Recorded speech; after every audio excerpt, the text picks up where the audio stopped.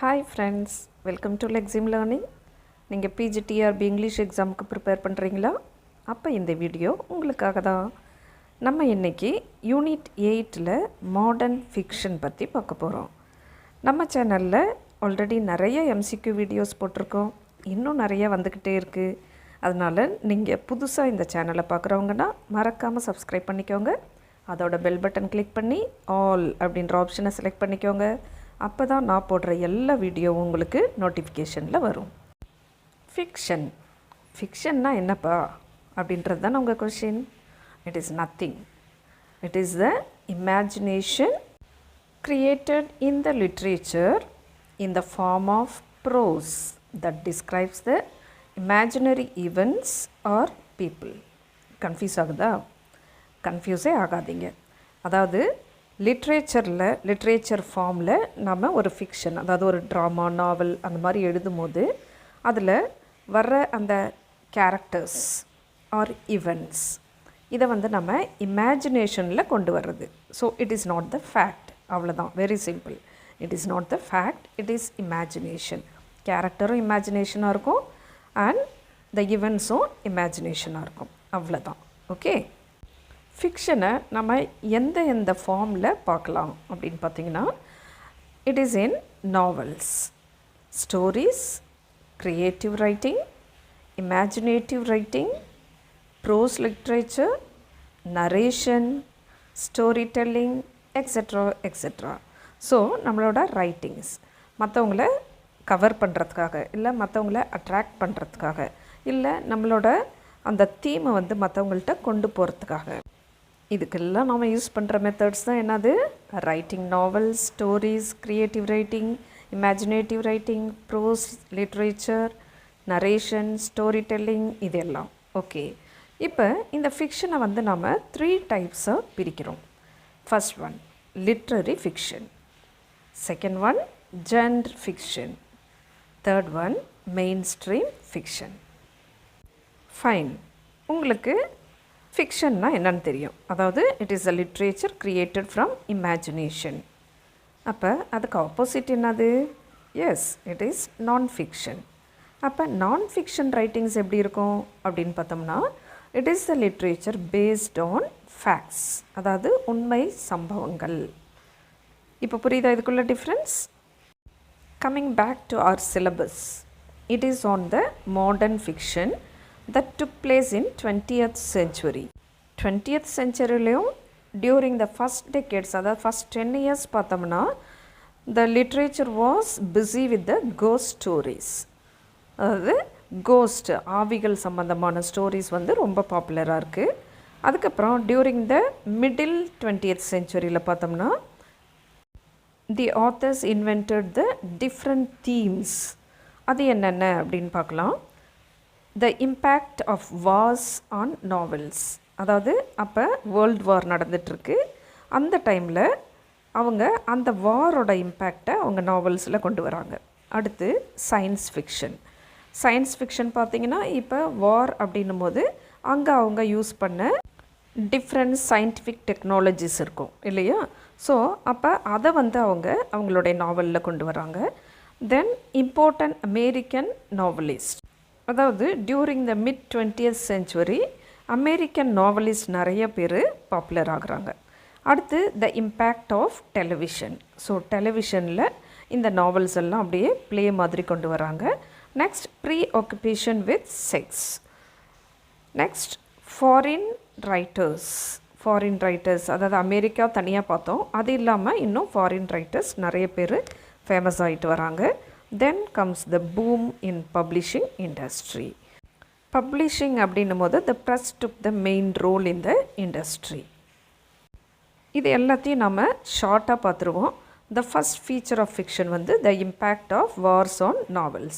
இங்கே பார்த்தா the Second World War took place during the period of 1939 to 1945. அப்போ during the war the novelists were uncertain about the war and the post-war periods. So அந்த during the வார் மக்கள் வந்து எப்படி எதிர்பார்ப்பாங்க அப்படின்றது தெரியாது.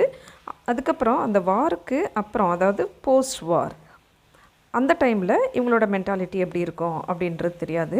So they were undergoing the disintegration of society, violence, sadism, the lack of positive optimism and so on. So இதெல்லாம் தீமாக வச்சு அவங்க எழுத ஆரம்பிக்கிறாங்க. Next, they tend to express their basic values through realism, cynicism, shrewd comment and satire. So இந்த மாதிரி தீம்ஸையும் அவங்க கொண்டு வராங்க. they try different themes. Second feature பார்த்தோம்னா science fiction. It deals with the impact of actual or imagined science upon society or individuals. So science வந்து இப்போ நம்ம time travel அப்படின்லாம் எடுக்கிறோம். So it comes under the imagination இல்லையா? So இந்த மாதிரி science fictions இமேஜினேஷன்லேயும் கொண்டு வராங்க, ஆக்சுவலாக நடக்கிறதையும் கொண்டு வராங்க. The elements of science fiction during this period was technological advances, space exploration, the threat of nuclear warfare, and they wrote even the life on other planets. அந்த பீரியட்லேயே அதெல்லாம் யோசித்திருக்காங்க. அதுக்கப்புறம் இந்த பீரியடில் இருந்த ஃபேமஸ் சயின்ஸ் ஃபிக்ஷன் ரைட்டர்ஸ் யாரெல்லாம் அப்படின்னு பார்த்தோம்னா Fred ஹாயில், ரே Bradbury, Isaac ஆசிமோவ், இந்த மாதிரி இன்னும் நிறைய பேர் இருக்காங்க. These are the famous science fiction authors. The third feature is important American novelist. இங்கே நான் உங்களுக்கு இம்பார்ட்டன்ட் ஆத்தர்ஸ் அந்த ரைட்டிங்ஸ் பற்றி கொடுக்குறேன், அதை அப்படியே படிச்சுக்கோங்க. ஹென்ரி மில்லர், அவரோட famous works Tropic of Cancer, The Rosy Crucifixion. Second one, the Bernard Malamud, அவரோட writings The Natural, The Assistant, The Fixer. Next, Saul Bellow, அவரோட writings The Adventure of Ojik March, Henderson, The Rain King. Fourth one, J.D. Salinger or Salingerன்னு சொல்லலாம். இவரோட writings The Catcher in the Rye and The Carpenter. Next, Norman Mailer, இவரோட writings The Naked and the Dead, The Deer Park or Deer Park.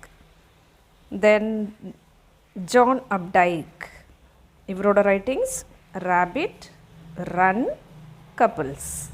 Next, Ralph Ellison, இவரோட ரைட்டிங் Invisible Man. Next Harper Lee, இவரோட ரைட்டிங் to kill a mocking bird. இது எல்லாத்தையும் அடிக்கடி ஒரு reading கொடுங்க, அப்போ தான் இது நல்ல மைண்டில் நிற்கும்.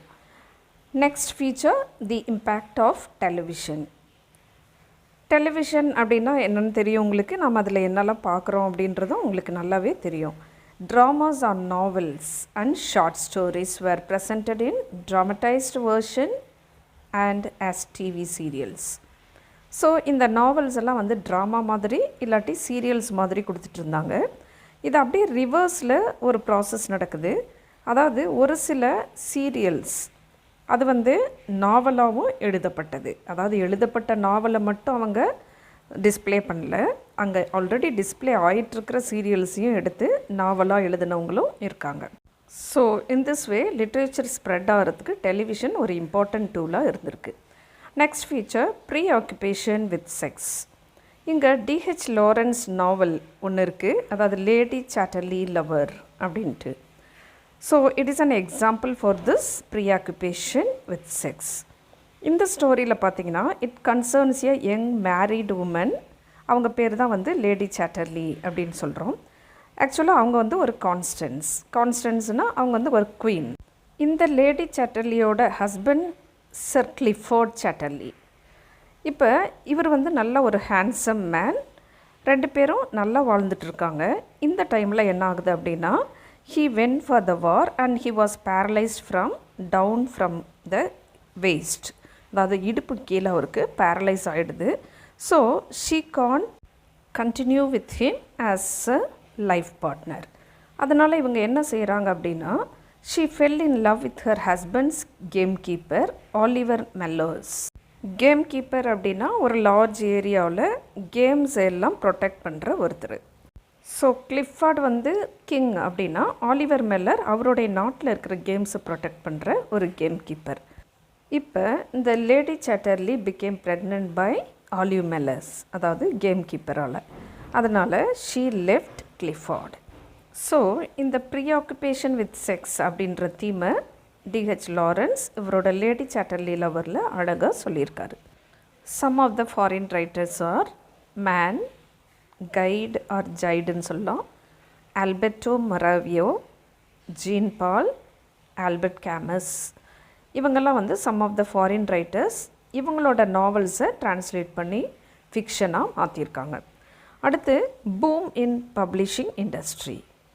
In 1935, the trend was set by Penguin in publishing in papers.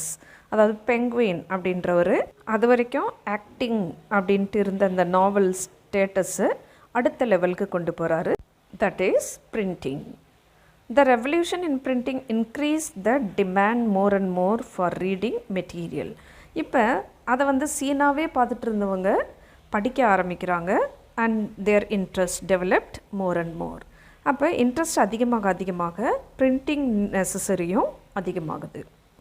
இந்த பீரியடில் வந்து ஃபேமஸ் ஆதர்ஸோட நேம்ஸ் கொடுக்குறேன். இந்த நேம்ஸ் எல்லாம் நான் எதுக்காக கொடுக்குறேன் அப்படின்னா, கொஷினில் வந்து உங்களுக்கு பப்ளிஷிங் இண்டஸ்ட்ரியில் ஃபேமஸாக இருந்தவங்க யார் அப்படின்னு கேட்கலாம். இல்லாட்டி சம் ஆதர்ஸ் நேம்ஸை கொடுத்து இவங்க எந்த பீரியடில் பாப்புலராக இருந்தாங்க அப்படின்ற மாதிரி கேட்கலாம். அதனால தான் அந்தந்த பீரியடுக்குள்ள ஆதர்ஸ் நேம்ஸ் நான் வந்து உங்களுக்கு கொடுக்குறேன்.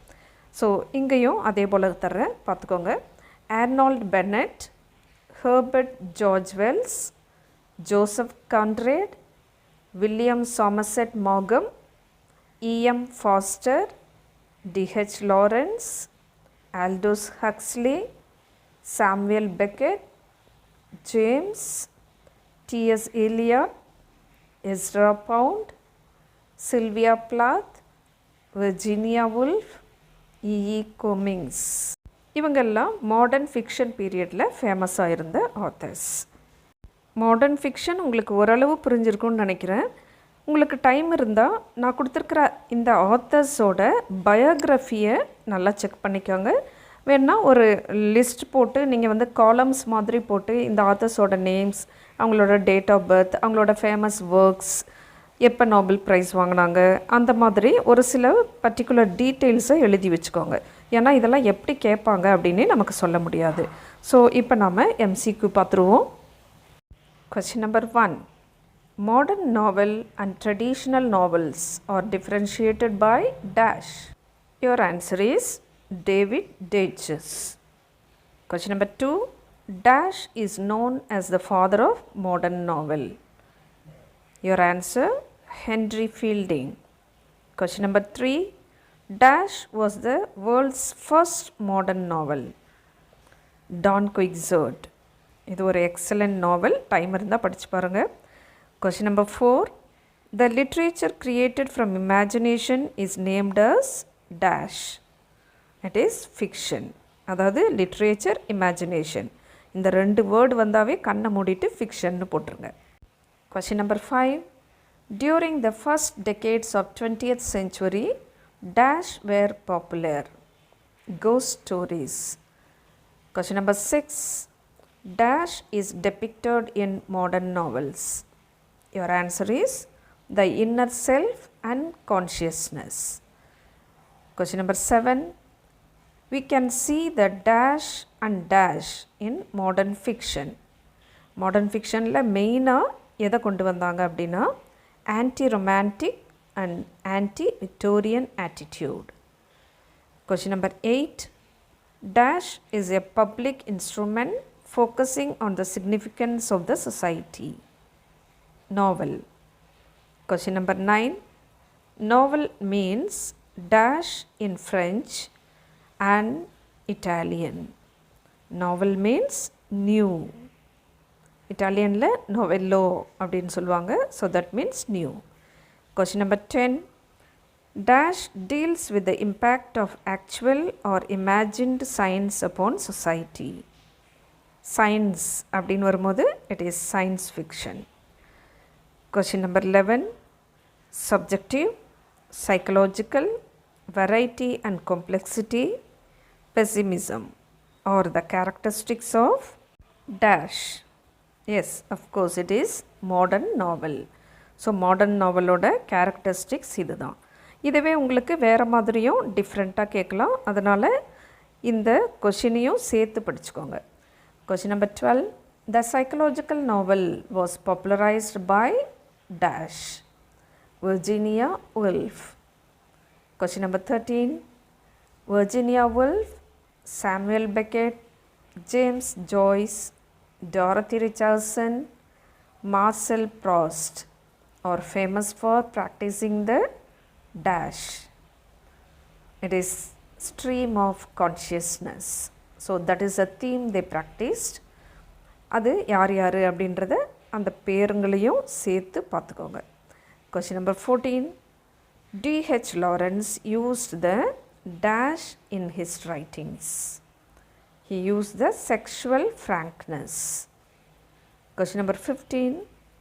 The Rainbow, Sons and Lovers, Lady Chatterley Lover are the famous writings by dash. Yaroda writings? D.H. Lawrence. Question number 16.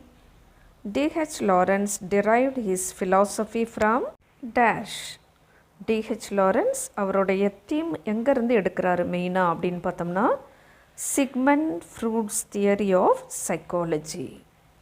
Question number 17. D.H. Lawrence Lady Chatterley Lover is an example for dash. Yes, your answer is preoccupation with sex. Lady Chatterley Loverna ஒன்னே உங்களுக்கு இந்த theme ஞாபகம் வரணும். Question number 18.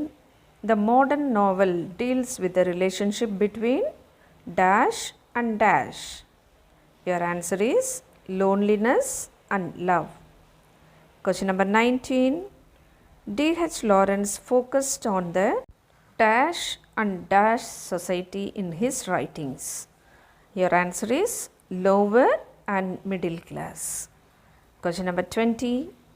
Dash reveals himself as a cynic cosmopolitan in his novels.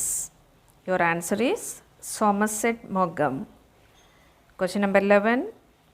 Lisa of Lambeth, of Human Bondage, Mrs. Craddock, Cakes and Ale, The Razor's Edge are some of dash novels. Your answer is Somerset Maugham. Question number 22. In dash, the ideas are given first and then the characters are created. It was in Huxley's novels. First idea என்ன அப்படின்னு சொல்லிடுவாங்க, அதுக்கப்புறம் ஐடியாவுக்கு தகுந்த மாதிரி கேரக்டர்ஸை select பண்ணிடுவாங்க. Question number 23. The phrase religion on the blood is associated with dash. Religion on the blood is associated with D.H. Lawrence. Question number 24. Dash merged the imagination, science and social awareness in his novels. அதாவது 3 themes ஒன்றா merge பண்ணி novels எழுதுறாரு. அவர் யார் அப்படின்னா H.G. Wells. Question number 25. Dash hated totalitarianism and communism. Your answer is George Orwell. Question number 26. Animal Farm and 1984 Satires Politics are the novels by dash. இந்த பேரை கேட்கும் போது வேறு ஏதோ மாதிரி இருக்குது இல்லையா? But these are the names of novels written by George Orwell. Question number 27. A Passage to India is a modernist novel by dash. It is E.M. Forster. Question number 28. A Passage to India depicts the relationship between dash and dash. Your answer is East and West India. Question number 29. Stream of consciousness is the technique initiated by dash.